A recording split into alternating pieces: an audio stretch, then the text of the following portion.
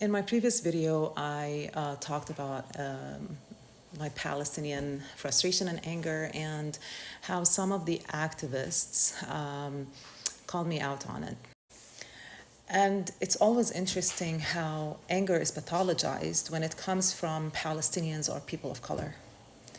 You see our rage and grief and you immediately label it as unhealthy. Yet you don't mention the whole century of occupation, forced displacement, and genocide, not to mention the traitor regimes colluding with our oppressor. Instead, you suggest that we need healing as if the problem is our response, not the violence inflicted on our people.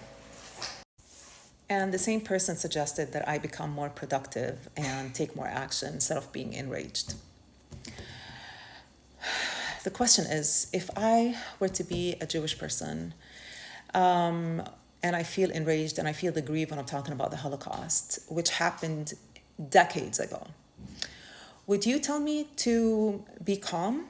Would you ask me to be less angry, less enraged, to express my grief in a different way? Would you have told me to be more productive and to take more action? No, and you shouldn't.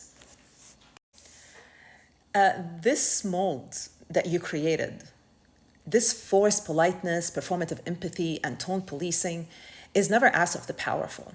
It's always reserved for Palestinians, Black, brown, indigenous, and queer people. For anyone the world wants to control in silence. And just for the record, I'm an activist.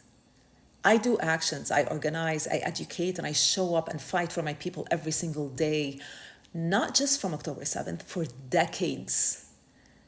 This is our fight. Unlike many people who are like tone policing from the sidelines while offering nothing but performative concern and activism. So you don't get to come and tell us, well, be productive. You don't get to tell us how to fight, how to feel, and how to grieve. You don't get to gaslight us into passivity with your tone policing, which is part of our oppression, by the way. Our anger is not a problem, it's justified.